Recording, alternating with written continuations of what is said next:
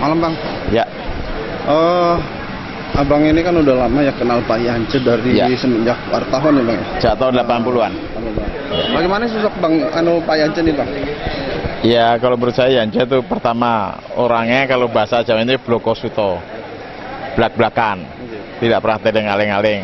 Apa yang dikatakan itulah yang dilakukan. Kalau tidak suka, ya mengatakan tidak suka. Saya pernah menjadi atasan Pak Yance. Dia koresponden, saya sebagai redaktur pelaksana. Dia terbuka saja. Dan kalau mereka tidak setuju, dia mengatakan tidak setuju. Misalnya ada berita yang diturunkan dan ada yang tidak sesuai dengan apa yang ditulisnya, dia kritik. Ini tidak benar Pak, ini tidak benar Mas, dan ini harus diluruskan kembali. Jadi mereka tuh orang, saya melihat dia itu sangat objektif. Memang kalau orang yang objektif dan blokosuto itu ya sepintas lalu memang suka mengagetkan orang. Perkenalan saya pertama dengan dia tahun 80-an suka kaget. Ini orang kok selalu membantah, mengatakan keterus-terangannya, tidak senang, kok tidak seperti orang-orang yang lain. Saya baru tahu karakternya setelah saya datang ke Indramayu pada waktu itu tahun 80-an itu, ya memang begitu. Tapi yang jelas, yang namanya Pak Yance itu dikasih tugas apapun juga pasti jalan. Itu kelebihannya Pak ya? Kelebihannya. Jadi ketika dulu kita minta untuk bongkar kasus tanah di Indramayu, dia jalan. Dengan resiko apapun juga. Pada waktu itu yang namanya sospolnya Pak Wiradi almarhum. Dan dia jalan. Dia tidak pernah rasa takut. Jadi mereka Pak Yance itu Berani. tidak memiliki rasa takut kepada siapapun juga. Kalau memang itu benar, ya dia benar. Dia lakukan. Dia lawan ketidakbenaran itu. Itu yang namanya Yance.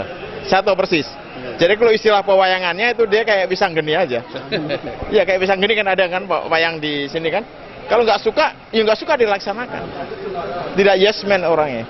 Ya ternyata sifat-sifat seperti itu tetap dipertahankan meskipun dia sekarang ini sudah pernah menjadi bupati dua kali.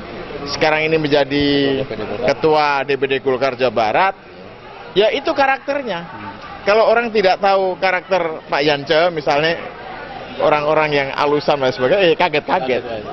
Tapi memang itulah sikap yang sebenarnya prototip dan tipikal orang Indramayu. Kalau uang Indramayu ya seperti itu. Ya itulah gitu. Tapi apapun juga dia kan hanya, mohon maaf, hanya keras atau kasar di luar, tapi hatinya lembut. Dan dia komitmen kepada rakyat.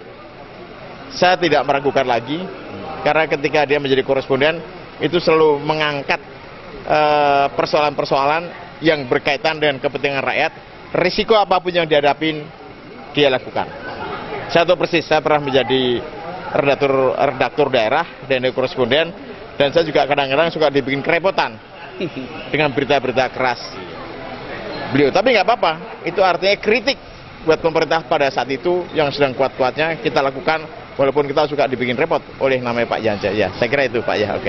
Kalau saat ini kan mencalonkan gubernur Pak, gimana Pak? Peluangnya bagaimana? Ya, saya kira kalau melihat kalau Pak Yance masih memiliki suatu sikap keteguhannya, konsistensinya, sekata seperbuatan, apa yang dikatakan, apa yang dilakukan, mudah-mudahan dia bisa mendapat atau bisa memperoleh dukungan masyarakat secara luas, apalagi mereka sekarang ini ketua DPD Golkar Jawa Barat, memiliki pengalaman memimpin di daerah 10 tahun, tidak mudah itu seperti itu. Ya oke. Ya, Pak, nama jelas Pak, nama jelas Pak. Nama Rahadi Sakaria. Ingat ya, Rahadi Sakaria. Tidak pakai R. Oh. Jadi gini, Rahadi, kan orang suka tulis Rahardi. Nah, ini Rahadi Sakaria. Ya, oke. Komisi 2. Dan saya banyak teman di sini.